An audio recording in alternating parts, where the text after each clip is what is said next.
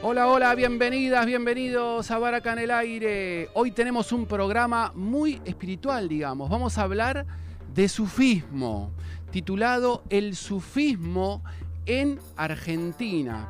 Yo soy Gastón y voy a ser su anfitrión en este viaje arquetípico de ustedes y nosotros. Hablando del sufismo, ahí está la música sufi de fondo. Conmigo está Sol, nuestra joven columnista de Baraka en el Aire. Hola Sol, buen día, ¿cómo estás? Olis, buenas. Estoy bien. ¿Con sueño? ¿No? Un clásico de los jóvenes argentinos. Bueno, no se puede todo. Hoy es el programa 73, el sufismo en Argentina. Habíamos dicho que con este programa Baraka en el Aire vamos a estar hasta el programa 78, que no sabemos exactamente cuál va a ser la fecha, porque por ejemplo el jueves que viene va a salir grabado el programa, va a ser un programa viejo grabado, porque yo me voy de vacaciones, Sol, de paso te aviso, me voy de vacaciones, vamos a Ushuaia. Ay, qué lindo. Así que, ¿se escucha bien? ¿Me escucho bien? Así que no sé cuál va a ser, pero vamos a llegar hasta el programa 78. ¿Por qué, Sol, 78 programas? Porque son 78 arcanos. Me gusta esa energía, esas ganas. Bueno, y el arcano, hablando de arcanos 78, para Jesús Iglesias Janeiro es el amor y el deseo. Muy pertinente hablar del amor, si vamos a hablar del sufismo, justo sobre el amor, justo sobre el sufismo. Se dice que el sufismo es amor. Vamos a hablar un poquito, vamos a ver qué es el sufismo. No sé qué tendrá que ver el deseo, hay que ver qué se hace con el deseo, pero el amor sí. Y habla Jesús Iglesias Janeiro, nos convida una máxima que es: lanzadera de mi telar, teje la tela que me ha de abrigar. Esa es la máxima, ese es el axioma que propone Jesús Iglesias Janeiro para este número, para esta numerología. Veremos si tiene algo que ver, si lo podemos relacionar. Hablamos de sufismo, hablamos de encuentros. Habíamos empezado nosotros unos encuentros sufis en el oeste que estamos haciendo todos los lunes a las 18:30 horas, encuentros de música, hacemos respiraciones y música sufi. Y a propósito de esos encuentros, que si hay alguien del oeste escuchándonos, del zona oeste de la ciudad de Buenos Aires, de la ciudad de la provincia de Buenos Aires, del AMBA, digamos más exactamente, si quiere venir los lunes a las 18:30, ahí estamos haciendo prácticas sufis. Entonces se nos ocurrió hacer esta saga de programas en los cuales vamos a tener interesantísimos entrevistados para que nos ayuden a entender un poquito lo que es el sufismo. ¿Por qué? Porque nos gusta todo lo que es espiritualidad. ¿Y qué es el sufismo? Sol, ¿vos sabés lo que es el sufismo? ¿Tenés idea de lo que estoy hablando cuando digo sufismo? No, yo no sé lo que es el sufismo. Tengo que admitir que es la primera vez que usé inteligencia artificial.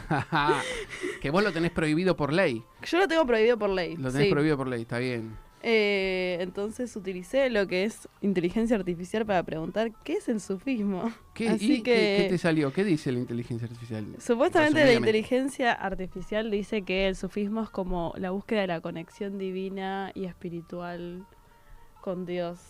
Wow, pero eso no es también otra, el budismo, el mantra, eso dice la inteligencia artificial. Eso dice la inteligencia artificial. Está difícil saber qué es el sufismo. Se dice que es la dimensión mística, la dimensión esotérica del Islam, el sufismo.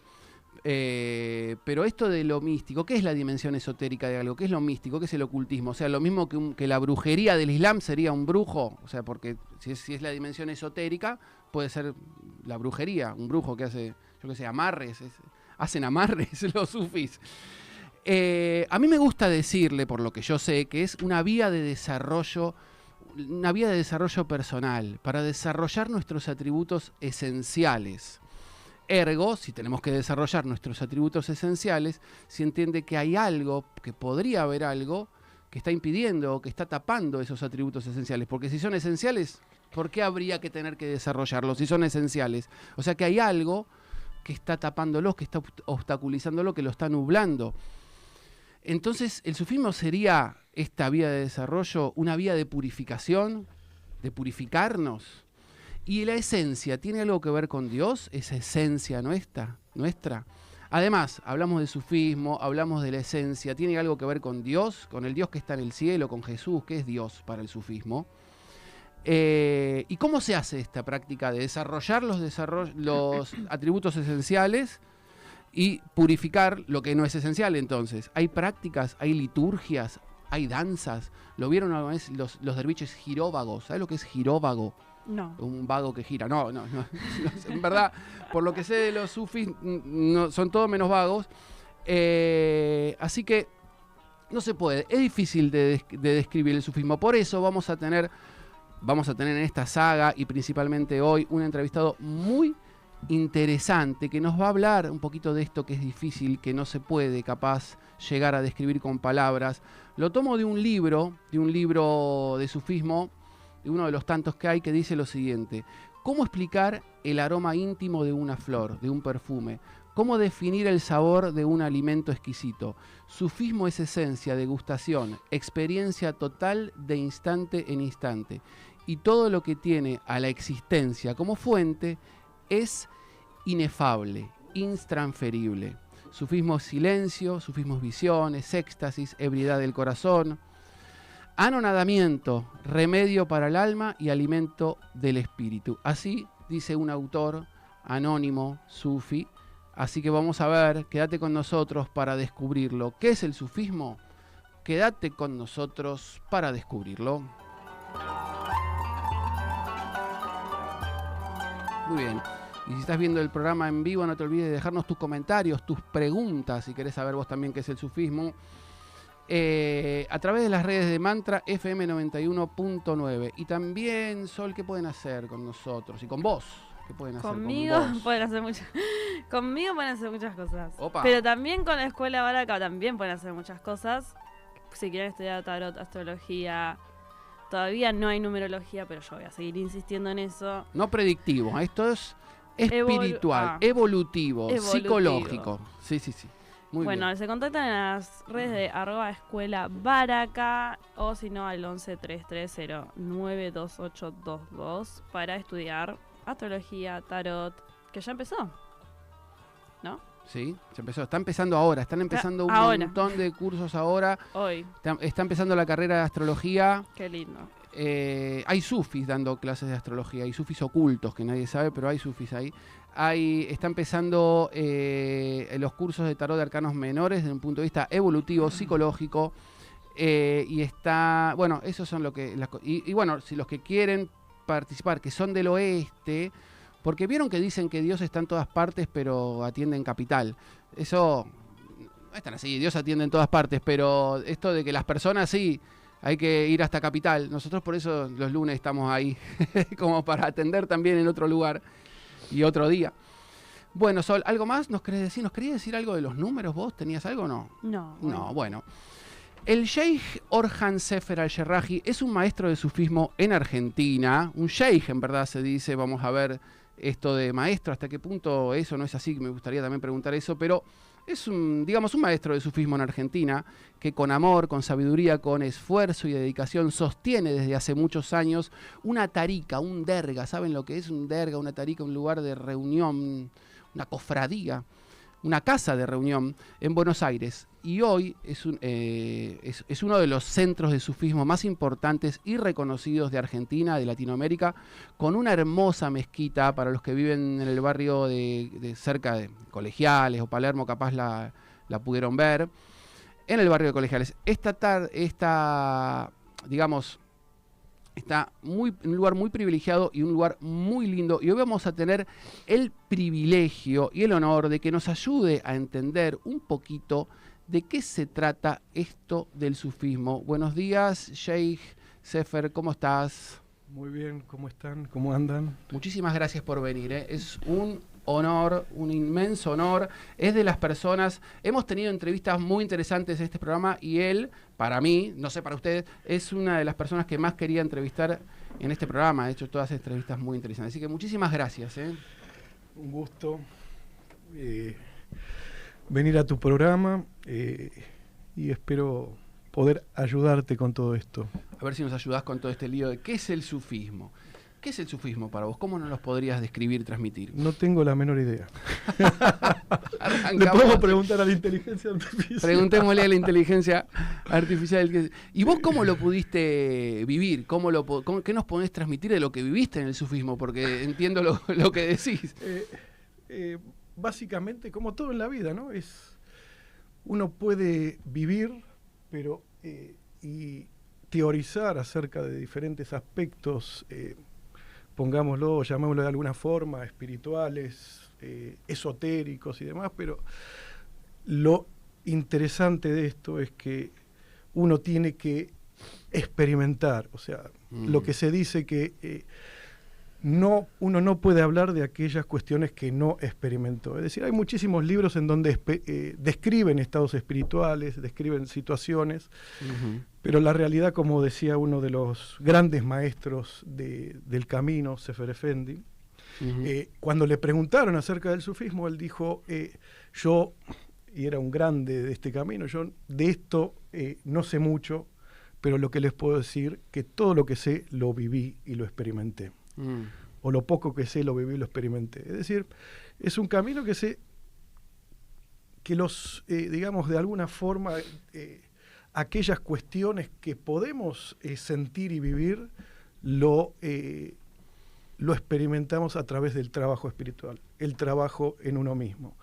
Y este trabajo tiene, como todo, diferentes aristas, diferentes aspectos, diferentes formas.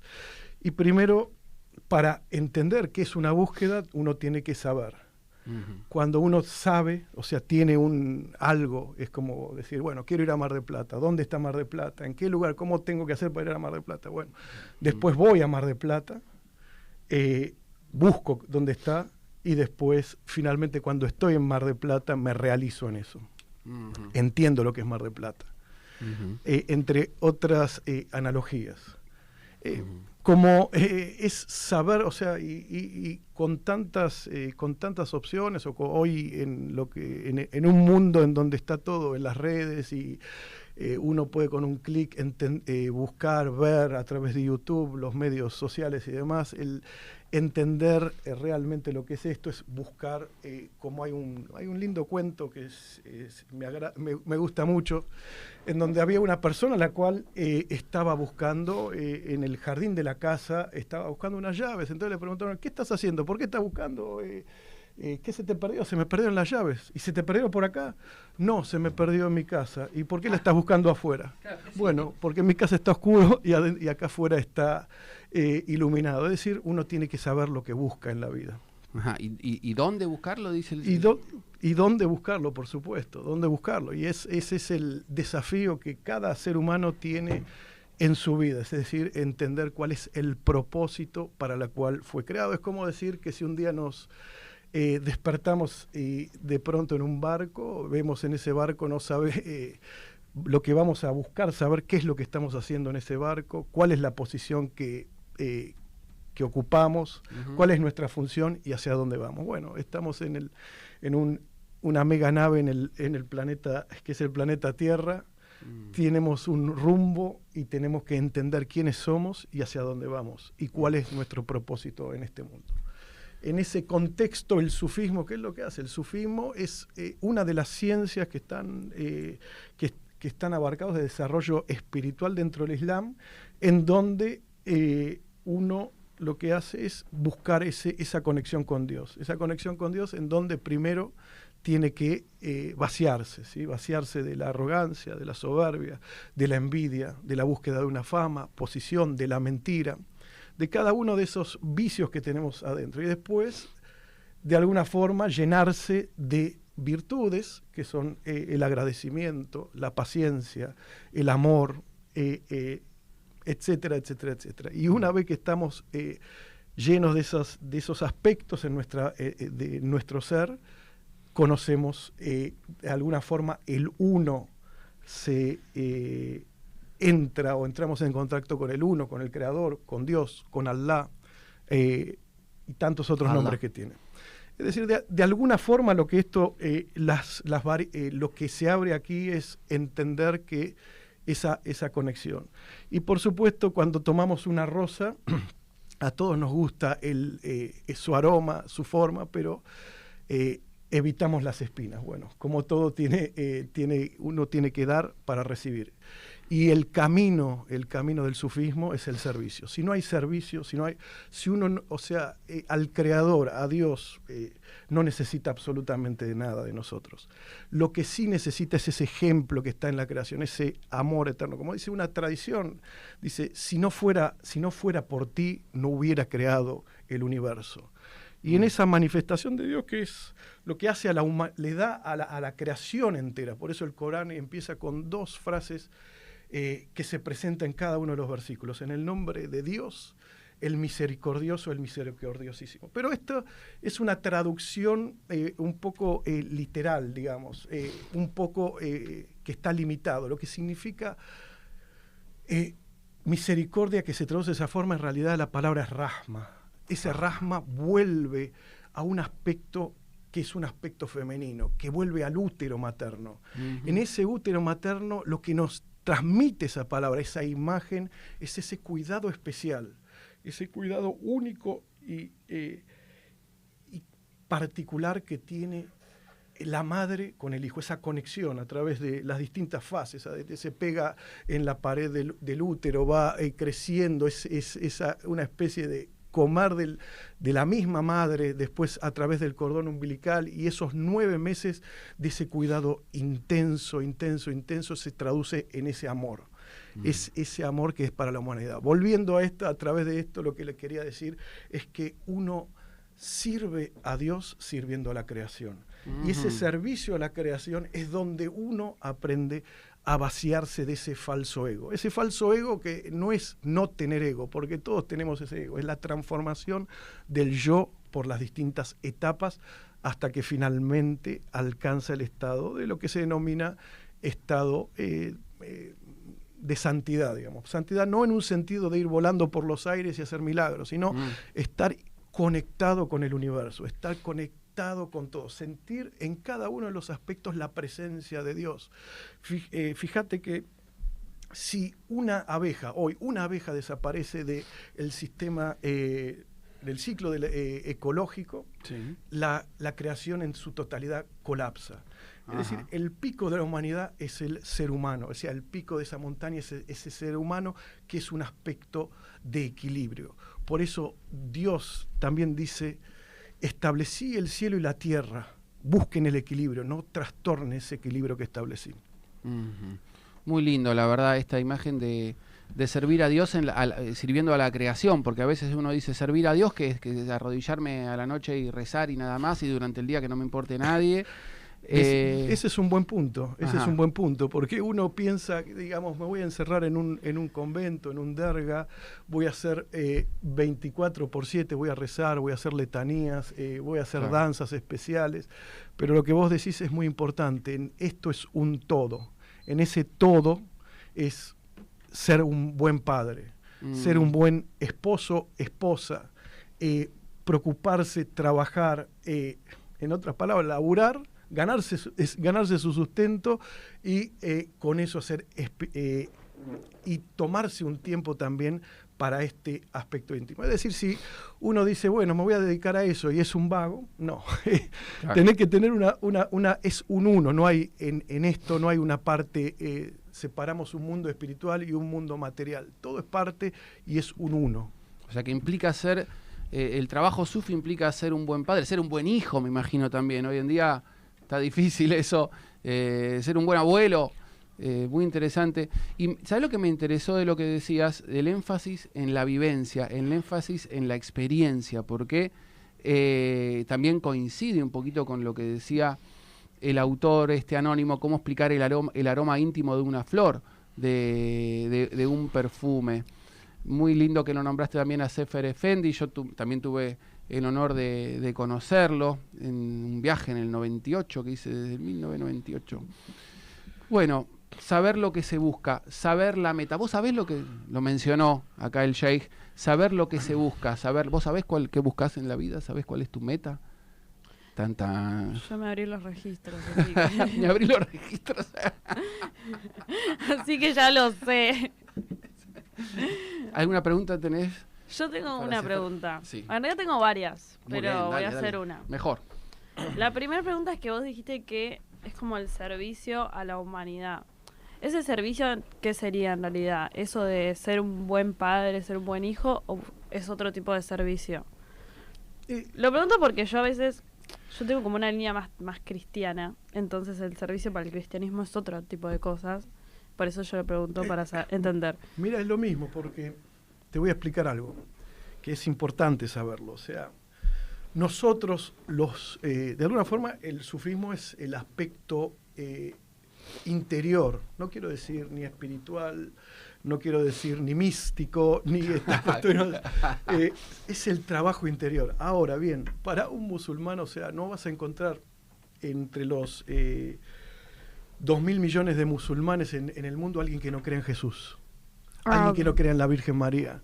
O sea, para nosotros no podemos ser musulmanes, y es parte de nuestra profesión de fe, creer en Jesús, creer en la Virgen María, creer en la concepción virginal de Jesús, que fue insuflado por el hálito de Gabriel en el vientre de la Santa Virgen María. Por lo tanto, no existe esa diferencia.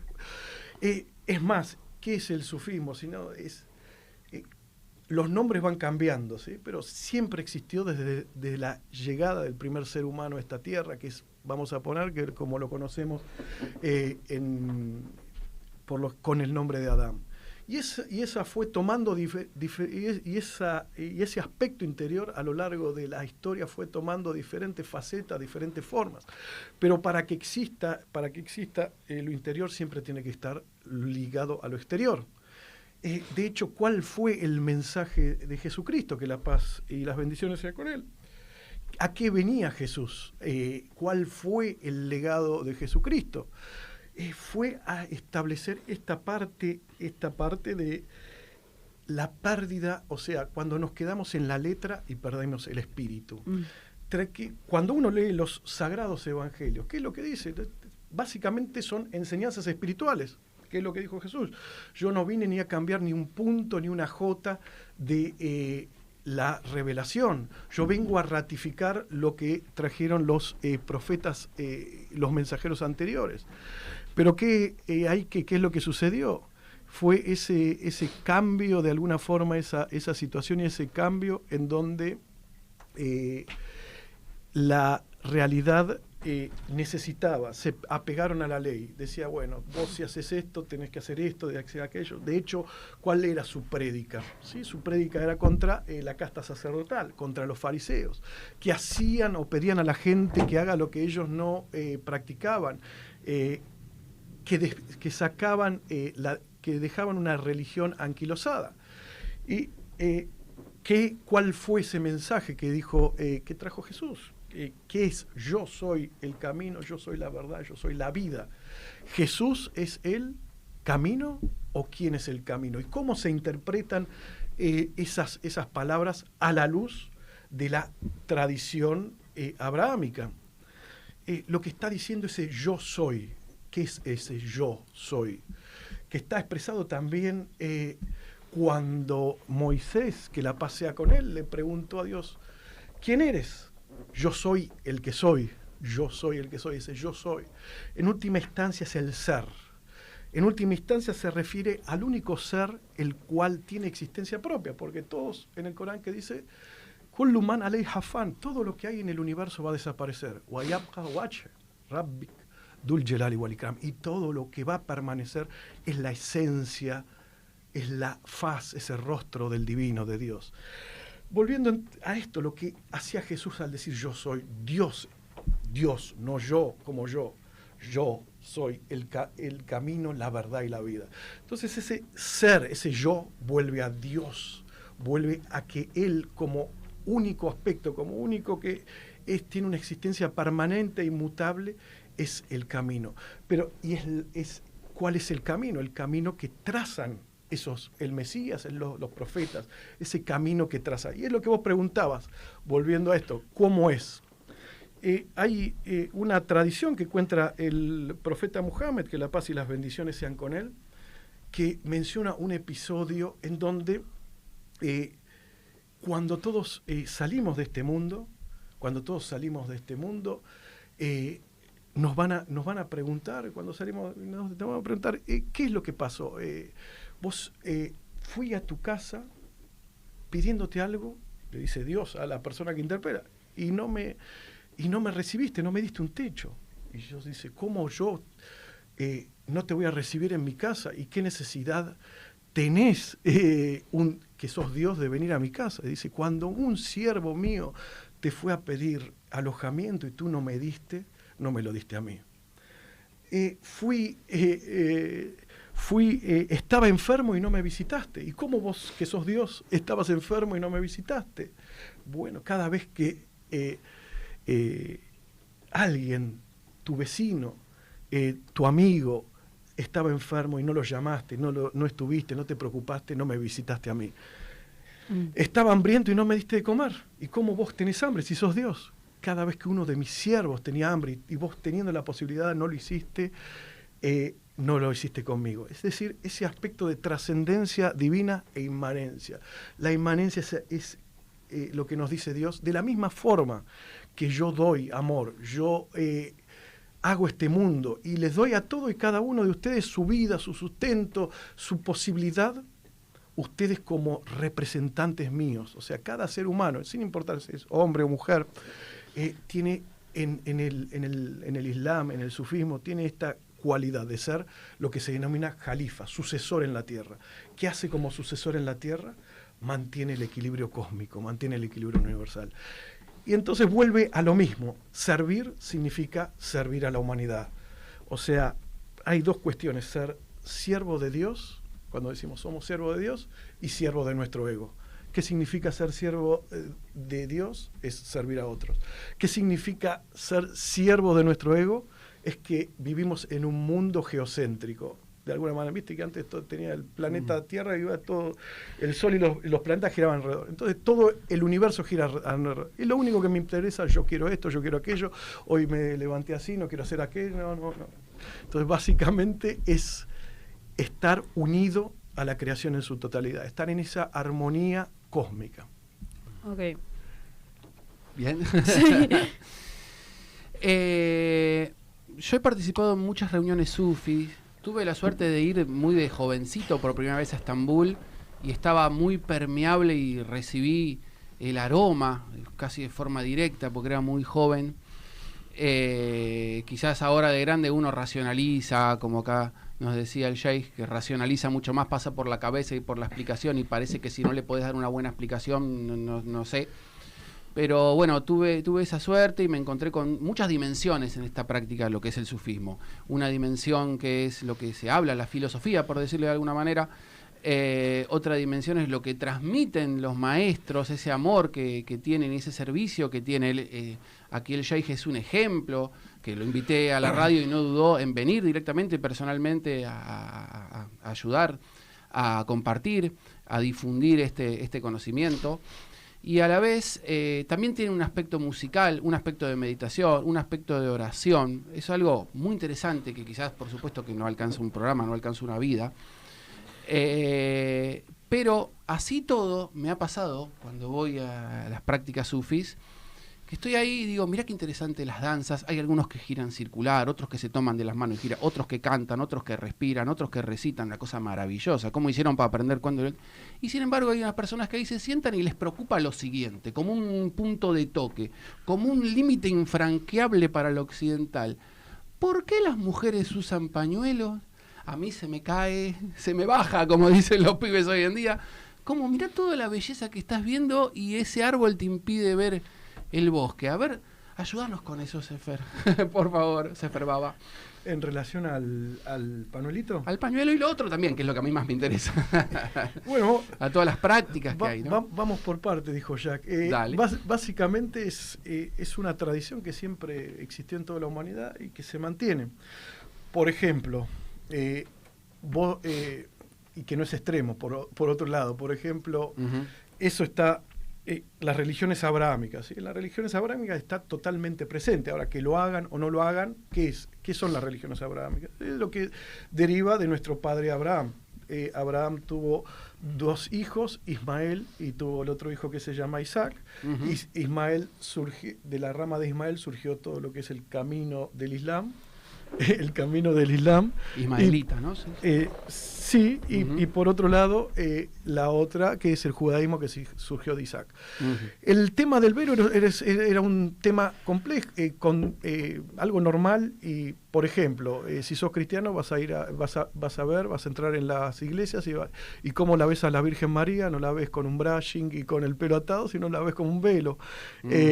Y por otro lado, también no en esta característica tan, digamos, tan tajante como aparece el que es de alguna forma el iniciador de la religión cristiana, que es San Pablo, que en la parte de los evangelios, en Corintio, que dice que que las mujeres deben tener un velo, y aquellas que no la tengan, dicen, le tienen que rasurar los pelos. O sea, para que vean, eso no existe en el Islam. Cristiano. Claro, está en la Biblia, pero la gente no la lee, pero bueno, está ahí. Yo escuché un Sheikh Sufi decir que el velo en Occidente es no usar velo por la calle.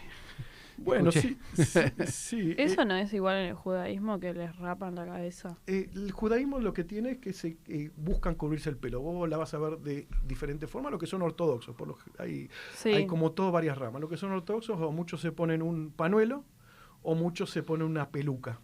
Sí, eso lo vi. Claro, entonces básicamente son formas de abarcar o entender la ley. En el Islam básicamente tenemos el precepto que es obligatorio, que cada vez que rezamos, cada vez que hacemos un acto litúrgico, un acto sagrado, los hombres se ponen un gorro y las mujeres se ponen un panuelo. Claro. Para resumirlo de alguna forma. Claro, porque lo que a mí siempre me ha llamado la atención es que la pregunta es por qué a las mujeres le ponen pañuelo, cuando en verdad por mi experiencia veo que se la ponen ellas mismas, nunca vi que se lo ponga otro, pero nunca escuché la pregunta de por qué los hombres también usan un gorro. Eso no la... Bueno, también vuelve a lo que realizaban o lo que se realiza, en donde es un acto de respeto reverencial frente al Creador, ante la liturgia, un acto litúrgico, que que la realidad que no le cambia nada ni al hombre ni a la mujer ponerse un gorrito o un panuelito. Claro. Después el significante que uno después le quiera dar por cuestiones culturales y demás, nada más. ¿Tenías otra pregunta de esto? No, había mencionado todas las cosas que yo vi. Y eso todo se hace ahí en el derga de colegiales, en la mezquita. ¿Es derga, mezquita? ¿Cómo le llaman ustedes? De todo un poco. De todo un poco. Lo que te guste. Bueno, el derga mezquita. Claro, derga es... básicamente siempre en el contexto de la tradición sufi, lo que coexistían ambos aspectos. O sea, estaba el aspecto en donde uno iba a aprender el aspecto interior, a realizar todas estas realidades de la música, la danza, el sema, que es el giro y demás, y también aspectos formales. En donde uno va y aprende de alguna forma, entre lo interior y exterior, a relacionarse con su creador. Hablabas acerca de la música y de las cuestiones musicales y demás, y qué es a lo que vuelve esto. O sea, todo vuelve, por ejemplo, cuando están los derviches girando. ¿Por qué giran? O sea, no es que a alguien se le ocurrió bueno, vamos a girar, vamos a hacer esto. Son a partir de los versículos del Corán, que son fuentes de inspiración de la palabra divina, en donde dice de Dios, walillahil mashriqu wal maghrib, de Dios es oriente y occidente. Fainna matawallu fasamma wajhullah. Y en el lugar donde te des vuelta vas a ver el rostro del amado. Entonces ellos se ponen de esta manera, levantan una mano, es donde reciben del divino, o sea, van a los cielos y a los tierras, esa conexión entre lo superior e inferior, y esa unión en donde está el ser humano en el medio, que conecta ambos aspectos. Después hay otro aspecto en donde son otras formas de danzar, por ponerle un nombre, que nosotros no lo denominamos de esa forma, sino lo denominamos dhikr, en donde dice de Dios es el universo, Él es el que creó la sucesión del día y la noche, y en cada uno de los aspectos que se suscita en el universo hay signo, hay un signo para aquellos que dotados o aquellos que saben extraer o entender la esencia de las cosas. Y dice, aquellos que están de pie, sentados y acostados, y recuerdan a Dios, y dicen, Señor nuestro, cuando miran todo el universo, no has creado todo esto en vano. Entonces ahí ese sentado de pie menciona dos aspectos en donde uno hace estos rituales, en donde estamos una parte sentado, otra parte parado. Después la parte que nos tomamos la mano y giramos. ¿De dónde surge? También surge el Corán. Y verás a los ángeles del cielo, faltar al malaika. Verás los ángeles del cielo girando alrededor del trono y alabando a su Señor. Entonces, alrededor de ese trono es el giro que uno va realizando. Es decir, tiene aspectos. Después están los aspectos musicales, por supuesto que y la repetición de letanías. Acá, bueno, tiene el nombre mantra, que son una especie, podremos decir, mantras, letanías, en donde a partir de movimientos y la repetición de determinados nombres divinos, uno va rompiendo, aunque sea por un instante, esa conexión que uno tiene constantemente con ese falso yo, y se conecta con lo divino.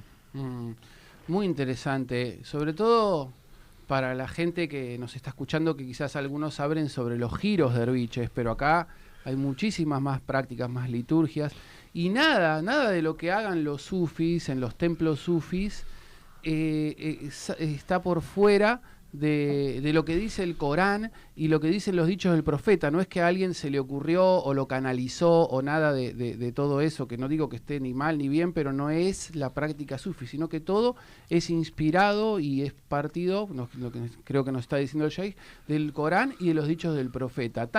Esto es interesante, tanto para los que capaz hacen prácticas sufis, pero rechazan el aspecto religioso, sepan que están haciendo algo que sale de ahí, y tanto para los muy religiosos que dicen que solamente hay que rezar, que hacer danza, hacer música es como pecado, ¿no? Como que es interesante, y mucho más interesante que esto de los velos. Yo lo de los velos lo nombré porque sé que es una pregunta muy recurrente, pero realmente es algo que a mí no me interesa mucho, pero bueno, me debo a mi público. Sol, ¿tenés alguna pregunta? ¿Te está gustando la charla? ¿Te interesa? Y no va a decir que no. No, es capaz. Es capaz. Es capaz. Sinceridad brutal. Y bueno. Mercurio en Aries. Mercurio en Aries. Yo también tengo Mercurio en Aries. Es peligroso. No discutamos mejor. A ver. No, yo tengo una pregunta. Sí. Pero estoy intentando cómo formularla. Tipo, dentro del Islam, o sea, podés hacer las prácticas sufis. ¿Hay gente que rechaza eso, tipo, como que está mal? O... Por supuesto, hay mucha gente. Vos podés ser sufi y no ser islámico, no sé, musulmán. No ser musulmán. Musulmán o... Esa es otra pregunta. Entonces, uno, si hay musulmanes que rechazan los sufi. Claro. Y otro, si vos podés hacer sufismo sin islam. Claro. Eso es el otro. Dos cosas separadas. Bueno, entendí eso. Sí, por supuesto. Hay y habrá hay mucha gente que rechaza al sufismo. De hecho, a lo largo de la historia pasada, reciente, fueron perseguidos. Gente que, como te mencioné adelante, que están de alguna forma detrás de una religión anquilosada. Es decir, hay gente que lo único que le interesa o que dice en donde reside la conexión con Dios es a través de actos litúrgicos, actos de rezar, ir a, como si digamos, vos vas a rezar, vas a la iglesia, vas a la misa, comulgaste y ya está, todo eso. Bueno, en todos lados hay eso. Y está esa situación presente. Pero bueno, es parte de la vida ese rechazo. Si hay gente que hace sufismo sin Islam, digamos, es una especie de un oxímoron decir sufismo sin Islam, porque de alguna forma hacer sufismo es hacer Islam. Obviamente no es lo que uno ve en la tele, no es lo que te metieron en los medios, no es esta propaganda que uno vivir acá, nos pasa a todos, no vivimos en Júpiter, recibimos constantemente esa mala propaganda con respecto a esto de algo que no conocemos. Por eso comenzamos lo que decía un maestro, que es una frase en turco que dice Bil bul ol, conocé, buscá y sé. O sea, el ser, llegar a ser lo que uno realmente es, sin saber no podemos partir.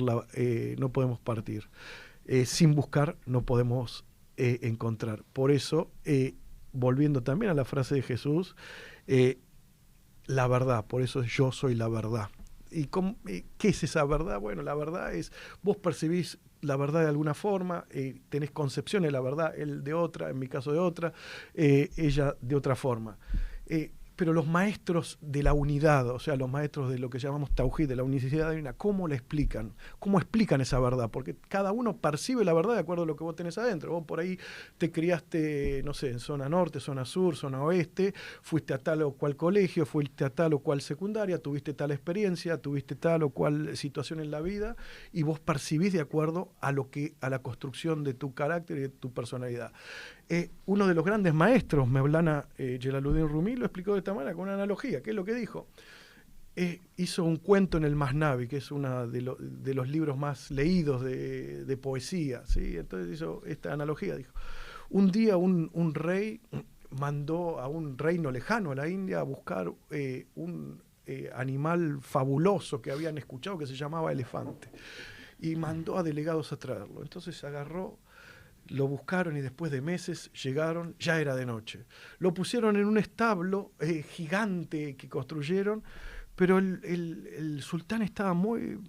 ¿Cómo será? Entonces agarró, llamó, despertó a todos sus visires, a todos sus ministros. Significa, vayan y fíjense cómo está. Cuando llegaron no había luz. Entonces dijo, bueno, vamos a tocarlo. Entonces uno tocó la trompa, dijo, es larga, rugosa y ancha. Otro tocó la pata y dijo, es como una columna. Otro tocó la cola, dijo, es larga y fina. Otro se sentó y dijo, es gigante, es como estar en un domo. Después le fueron a decir, esto está, ¿cómo puede ser? 7, 8 personas y todos me dicen algo distinto de una sola cuestión. Entonces agarró, mandó al sheikh. El sheikh agarró, fue el sheikh del sultán, llevó una vela, prendió y todos vieron el elefante. Pero ¿cuál es la analogía? Quizás lo entendemos, pero la analogía que es el guía espiritual es aquel que te sabe prender la luz interior y ya no vas a vivir en un mundo fragmentado, ya no vas a vivir en el mundo de la fragmentación, de ver todo como distinto, lo vas a ver la unidad. Pero no es un concepto filosófico, no es un concepto de New Age pseudo espiritual, es un concepto que uno recién comprende eso cuando lo vive. Cuando lo vive significa, es un término, digamos, técnico dentro del sufismo que se llama Dauk, degustar. Uno de los grandes maestros le preguntaron de qué se trata esto, cómo lo que él empezó, que no quería ir con una analogía fuerte, pero bueno, ya que me vuelven a preguntar, vamos de vuelta sobre el tema. Le preguntaron, ¿de qué se trata la gnosis? ¿De qué se trata ese experimentar? Y le escribió, fue un alumno que le escribió, lo que vos me estás preguntando no tiene respuesta en las palabras. Imagínate de esta forma. Es como si un amigo impotente le pregunta a su otro amigo que no lo es, ¿cómo es el acto sexual? Y ese amigo le va a responder, yo antes te tenía por impotente, ahora te tengo por idiota. O es decir, si uno no experimenta eso, no entiende de qué se trata. No entiende de qué se trata. ¿Y qué significa experimentar? Significa venir al derga, venir a la mezquita, no... Eso no es experimentar. Experimentar significa realmente encontrarse. No hay una pastilla mágica. No es que yo te doy ahora, tenés depresión, te doy sertralina, te hago una inhibición de la serotonina, te aumento los neurotransmisores y en un mes vas a tener buen ánimo. No, es un trabajo de toda la vida. Es un trabajo que tenés que cultivar la virtud de la paciencia. Esa transformación, algunos son en un mes y otros son en 30 años. Es como otra analogía que le preguntaron a una hormiga coja que la encontraron en el desierto, y le preguntaron, ¿a dónde vas? Voy a la Meca, pero está muy lejos. Sí, no vas a llegar nunca, pero por lo menos muero, voy a morir intentándolo. Hermosa la analogía del sheikh que prende la luz, la vela de la luz interior. La vela de la luz interior que a veces nos confundimos, porque la vela de la luz interior me parece que no es creernos mejor por rezar más o por ir a la mezquita o juzgar al otro porque no va o porque va a la mezquita, sino la vela de la luz interior me parece que es mucho más profundo, que capaz no se puede describir con palabras, pero si hay que ponerle palabras le pondría perdonar, le pondría amar, perdonar a tus padres por lo que hayan hecho, perdonar, tener una relación de amor con tu esposa, o sea, es un contacto realmente del amor, me parece hermoso. Y al principio de la charla hablaba de ese rechazo al sufismo de algunos religiosos, que usaste una palabra que la tuve que buscar en el diccionario, me encantó. ¿Cómo fue la palabra que usaste? Anquilosado, no la conocí, la había escuchado, pero en la religión anquilosada, me encantó. Sucedió en todas las religiones, ¿no? Muchos judíos que persiguen a los cabalistas, muchos cristianos, bueno, la Inquisición, que fue sino eso, hasta pasa en el budismo, que a veces se pelean entre ellos porque no les gusta el budismo zen o el tibetano o el tántrico, con el budismo tántrico, bueno.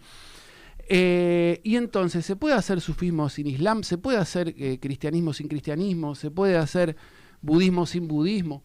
En todo caso, capaz una pregunta es, ¿se puede hacer sufismo sin haberse hecho musulmán? Que es una pregunta que a veces... Entonces vos estás con una mujer hermosa, yo como hombre digo, ¿no? Una mujer hermosa y yo digo, ¿puedo tomar todos los beneficios de vos sin comprometerme con vos? Es una pregunta así, ¿no? Es una pregunta ¿puedo tomar tus beneficios, estar con vos, salir con vos? Tener relaciones con vos, pero no comprometerme con vos. Y bueno, capaz un par de veces, pero llega un momento que para profundizar en esa relación y para que intervenga realmente Dios, ahí está el tema de las tradiciones iniciáticas, contrainiciáticas, un tema muy profundo. No le quiero preguntar al Jais porque no tenemos tanto tiempo, pero sí le quiero hacer una pregunta un poco polémica, porque sufismo sin Islam parece que no se puede hacer o es muy limitado. O sea, es como decir hacer cristianismo sin cristianismo. Pero evidentemente se puede hacer Islam sin sufismo. ¿Se puede hacer Islam sin sufismo? ¿Existe? A ver, no hay que ser... No, es una broma. No hay que ser absolutista. Se puede hacer... sí, en la vida se puede hacer todo. Claro. Digamos, pueden venir en la vida se puede hacer todo. Es decir, pueden venir al derga y hacer las prácticas que nosotros hacemos. Eso no hay ninguna limitación. Claro. Puede ser lo que cada uno quiera hacer, pero la realidad es que si me preguntas si querés obtener todos los beneficios, es el mejor camino. Y si no lo querés, si querés experimentar, bienvenido sea. Cada una toma el tamaño de su copa, dicen, ¿no? Exactamente. Y básicamente es entender que básicamente la mayoría de la gente que estamos en esto, cuando nos gusta lo esotérico, nos gusta lo interior, nos gusta todas estas cuestiones que es una condición muchas veces innata con la que nacemos muchos de nosotros, vamos y buscamos un curso de milagro, queremos ver algo excepcional, y lo que nos dice el Islam: flaco, vos sos excepcional, tenés adentro el universo entero. Fíjate que en este momento, en este segundo, en este minuto que estábamos hablando, mi corazón latió entre 70 a 80 veces por minuto. La sangre recorrió la cantidad de veces a la luna de ir y volver varias veces. Tenés unos pulmones que ni te das cuenta que estás respirando y expirando 18 veces por minuto, un intercambio gaseoso que es una química fundamental. Levantás los ojos, ahora lo vemos ahí, tenés un horizonte precioso, un cielo magnífico. Está pasando alrededor todo. Entonces busca eso. Y yo creo que estamos terminando, pero hay esa búsqueda que viene, esa búsqueda de lo milagroso, esa pastilla, y había un derga que nada más tenía, estaba el sheikh y estaba su discípulo, y decía el discípulo, decía: la pucha, estoy solo con mi maestro, pero este hombre sabe una banda, sabe una barbaridad. No sé por qué nadie lo puede ver. Y se quedaba. Y obviamente el maestro tenía esa percepción interior que entendía lo que le estaba pasando. Dice: venite, Juan, vamos a hacer algo. Vamos a la plaza. Y en la plaza, cuando llegues, anda y comprame una paloma. Esa paloma la agarra, tráemela. se la pone en la mano del sheikh y le dice, ahora empezá a gritar y llamar gente. Entonces la gente se fue acumulando, se fue llenando alrededor del coso, del sheikh, del discípulo, y se llenaba, ¿y qué va a hacer este hombre con esta paloma? Y agarra del cuello, le hace ¡pac! La rompe, la mata. Y hombre, este sufi, esto, aquello, ha matado a una pobre paloma, para esto nos llamó. Y después hizo bismillah, le pasó por el cuello, salió volando. ¡Wow! Un santo excepcional. Y de golpe era uno solo y se empezó a llenar la mezquita, el darga, no había ni lugar. Y el pobre Juan, que está tantos años con el sheikh, no podía ni acercarse. Todos lo querían servir, todos lo querían estar con el hombre. Y pasó el tiempo, el hombre lo miró desde lejos, le dijo, vení Juan, agarrame para rezar, quizás no entienden, para rezar, el musulmán se hace una ablución, tiene que estar limpio y demás, y no puede, tiene que estar en una situación de pureza ritual. Es decir, si se tira una flatulencia, por así decirlo. Le iba a decir yo. Un gas pierde ese estado de pureza. Tiene que volver a lavarse. Tiene que volver a lavarse. Entonces agarró el hombre, se puso la bolsa debajo de la axila, le dijo, ahí empezó a rezar. Y cuando se baja, se inclina, y se para, ¿qué? Siguió rezando, qué impío es este hombre, que esto, que aquello. Agarró, en 2 segundos se quedó sin nada. Y le dijo, ¿viste, Juan? El que viene por un gargajo se va por un pedo. Así que bueno, el que busca eso, el que busca esos milagros y no entiende que este es un camino de transformación interior, no va a lograr nada. No, muchísimas gracias, Sheikh. Muchísimas gracias, Baba, por venir. Baba es una manera cariñosa de decir a los Sheikhs. Muchísimas gracias. Ahí me están pidiendo que vaya cerrando. Muchas gracias a la gente que nos escribió, a César, a Nora. Hay más personas que nos escribieron, nos mandaron preguntas, siempre nos mandan para el final y no llegamos a leerla.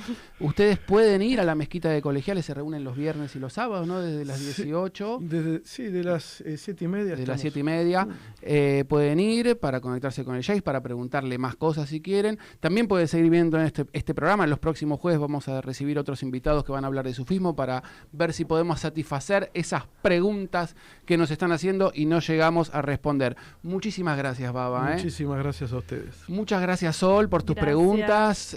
Y nos vamos a ver entonces el próximo jueves. Acordate de darle me gusta si nos estás viendo en diferido y seguirnos, ¿sí? Nos estamos yendo, pero no sin antes agradecer por este momento compartido. Esperamos haberle servido para su viaje interior, su viaje de individuación, diría Jung, su viaje de purificación. Muchísimas gracias. Chau.